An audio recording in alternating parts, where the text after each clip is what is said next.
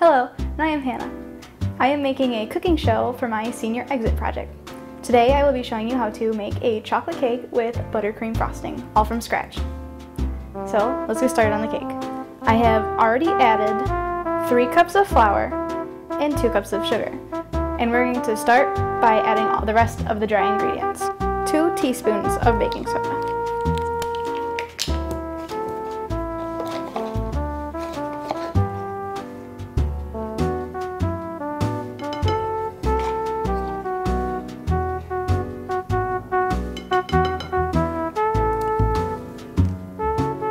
Next, we are adding a teaspoon of salt.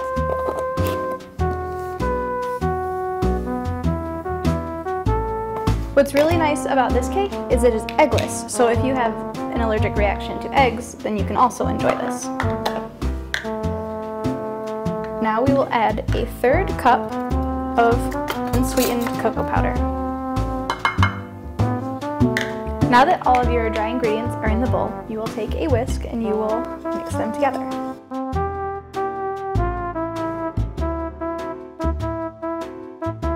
You will know that it's all mixed together when it looks a grayish brown color. You may want to lift your bowl up and check underneath and see if you have any sugar or flour that still needs to be mixed in. Now we are going to add our wet ingredients. You will take your whisk and make 3 indents. They're also called wells that you can pour your wet ingredients into. It just makes combining all of it a lot easier.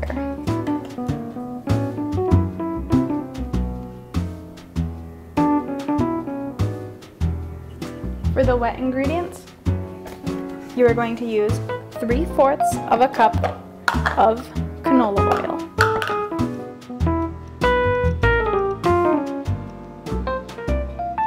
Into one of the wells. Then you will have 2 tablespoons of apple cider vinegar and pour that into another well.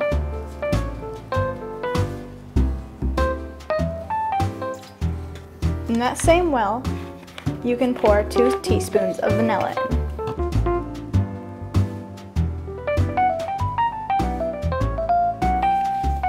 Finally, you need 2 cups of water for the last well.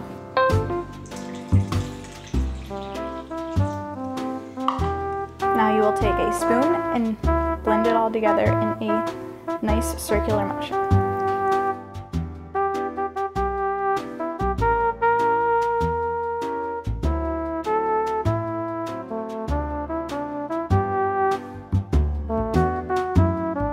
When all of the ingredients are mixed, it'll have a lumpy kind of texture. Now you can get 2 round cake pans, or the cake pan of your choice, and you will pour your batter into it.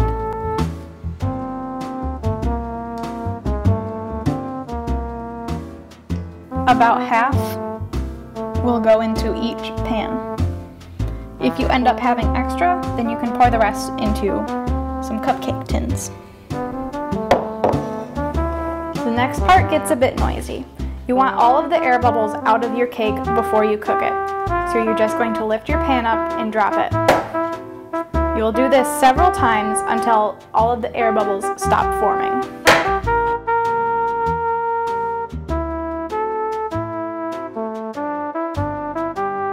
You'll put these cake pans into an oven preheated to 350 degrees for 30 to 35 minutes.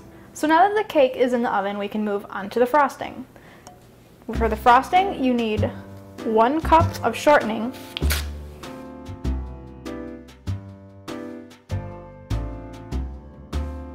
then you'll need 1 cup of butter, which is 2 sticks.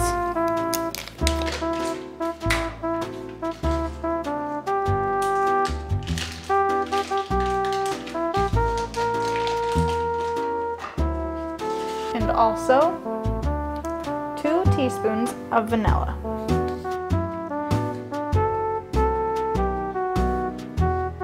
And then you can go ahead and mix this together, and then scraping the sides while it's mixing until it's nice and creamy.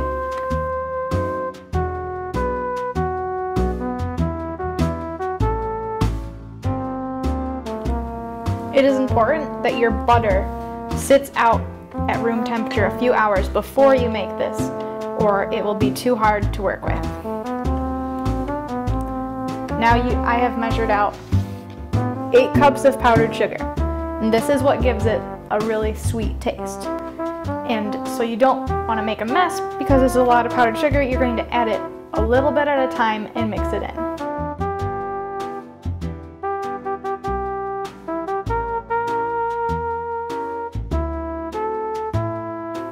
You may need to stop and get a big spoon to scrape out of the beaters.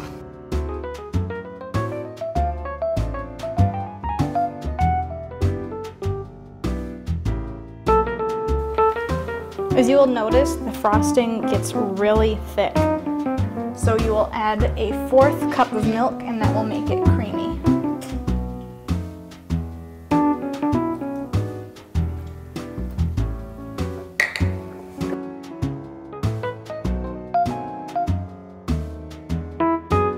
The frosting is still really thick, but this is exactly what you want.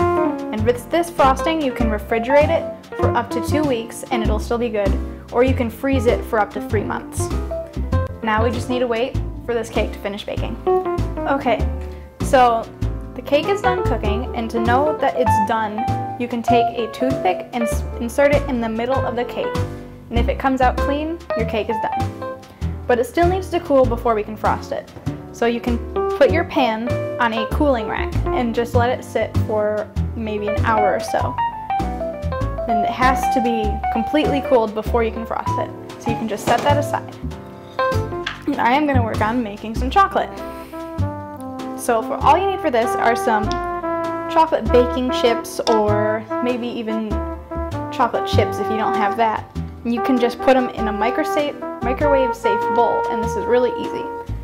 And then you just microwave it.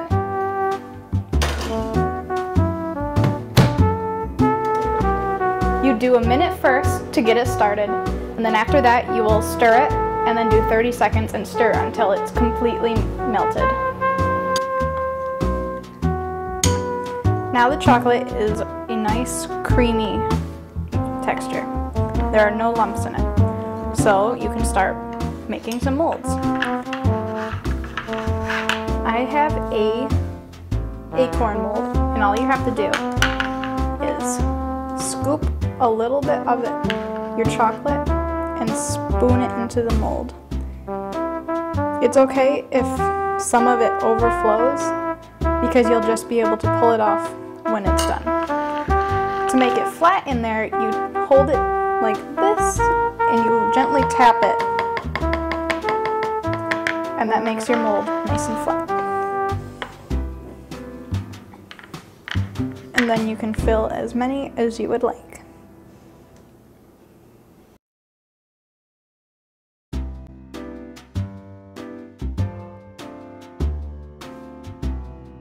So I'm just going to make 5 molds. And then you can go ahead and stick those in the freezer for a few minutes. You'll know they're done when the outside of the mold starts to look kind of frosty. You can also make some nice little pretty swirly chocolate designs that look fancy by just getting some wax paper and taking your spoon and drizzling it around it. Make all sorts of random patterns, and if you don't like them, you don't have to use them.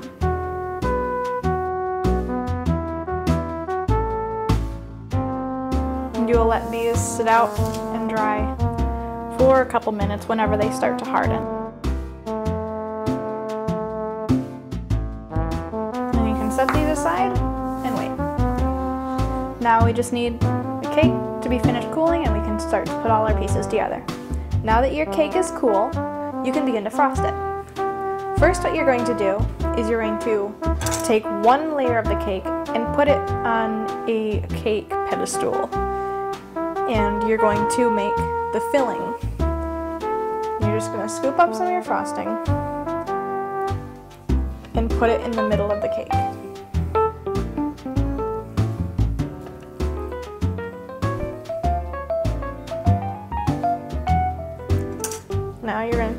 a spatula, and you're going to spread it around nice and even.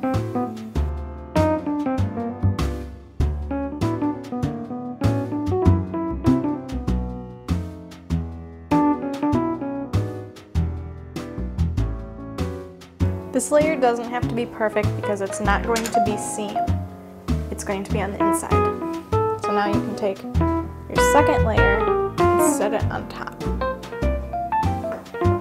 So it looks like one big Oreo. Now you're going to scoop up your frosting.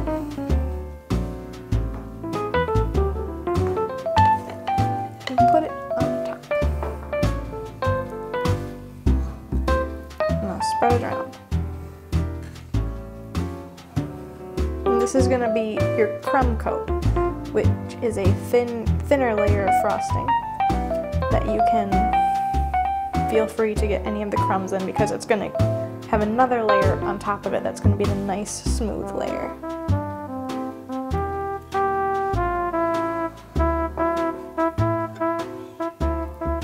And you're going to put some on the edges and smooth it out.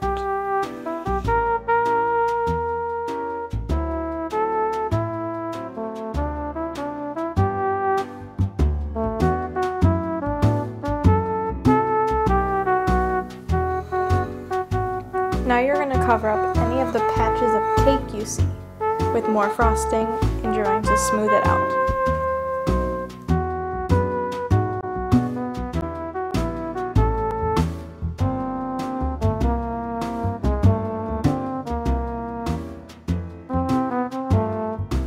Now we're going to take your spatula and smooth it out by going around your cake like this. Try not to pull off too much frosting because the cake will show through, but whatever you have left over, you can go back over it to cover it up.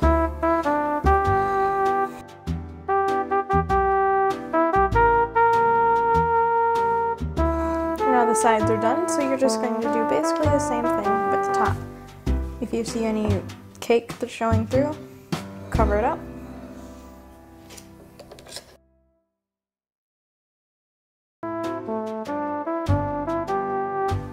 Now I'm going to take this smaller angled spatula and do the same thing, but in a circle to make it nice and smooth.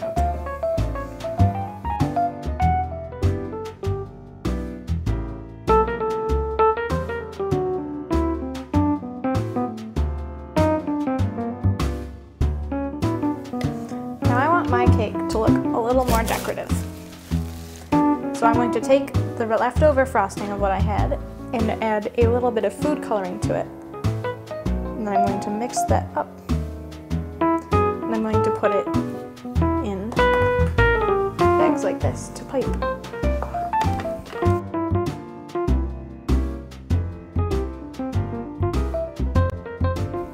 So now I have this nice pastel blue color that will give my cake a little more character.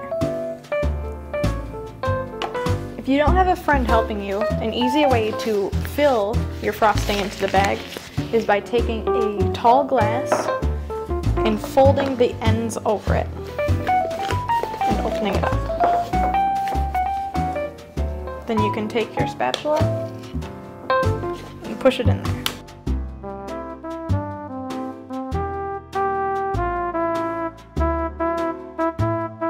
When you start piping, you don't want it to air bubble because it'll cause pops and weird lumps in your cake, so you're going to want to push it all down and squeeze a little bit into there.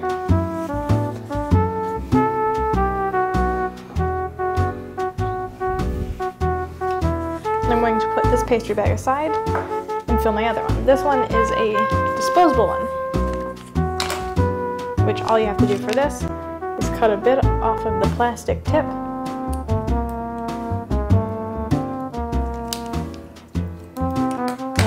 until you can fit the tips into it.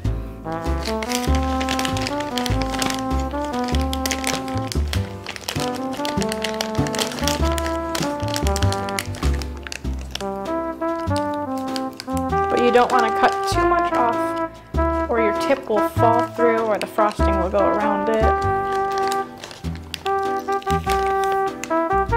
And I'm going to fill this bag the same way.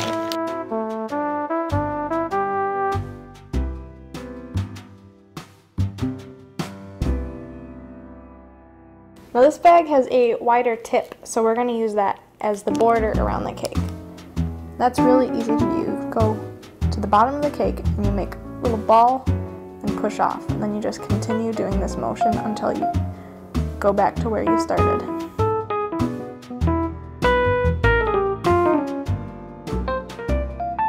And the tip I chose kind of makes them look like little flowers, which is nice for spring.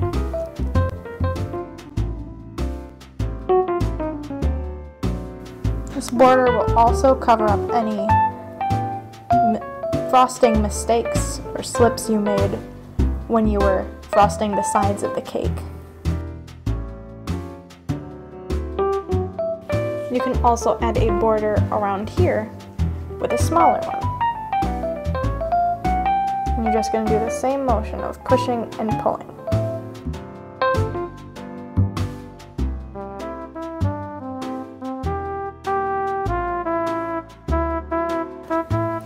Frosting really lets you be creative with your cake.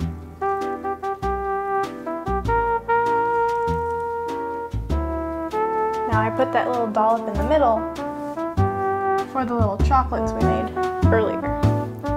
I'm just going to lean it up on there. And it gives it a nice elegant look. So I changed the tip on this frosting bag to a small little pinpoint hole. And this is good for writing. Before you write something, it's always good to test it out on like a piece of wax paper so you can get your handwriting, and then since it's just on wax paper, you can scoop it back up and put it in the bag so you're not wasting any. It's also nice to make little squiggly designs that look really nice. And to do that, you just curl it around and add a little dot, just like that. And you can decorate your whole cake with these if you would like. Or you can write happy birthday or happy anniversary, whatever the occasion is.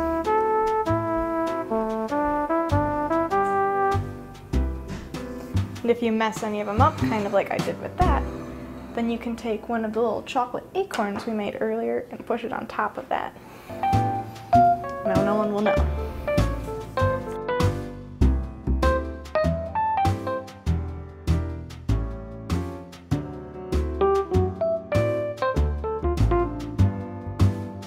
It'll even look nice on the sides of a cake. For that, you're just gonna get down lower and pipe up, making the same shape. If you get any weird little peaks in your frosting, when the buttercream hardens, it's really easy to just push off and make it look really smooth.